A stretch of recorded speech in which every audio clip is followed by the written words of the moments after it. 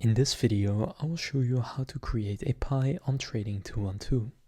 To do this, what you want to do is just go to your assets or portfolio in the bottom, and then from here under investments, you will see new pie. So go and click on new pie, and then here you can either choose one that already exists, or you can click custom to create your own, and then click add instruments.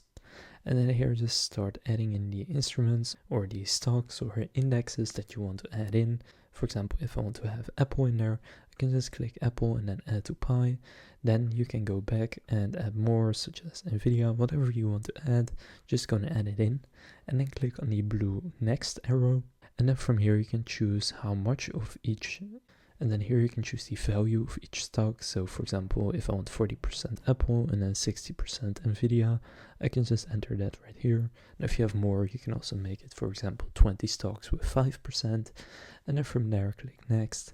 They can choose to auto invest or do it manually. You can go and give it a name and then just click create pie, and then you have created your own pie. So now you know how to create a pie on Trading 212. If this video was helpful, please consider leaving a like and subscribing to my channel. With that being said, I will see you in the next video.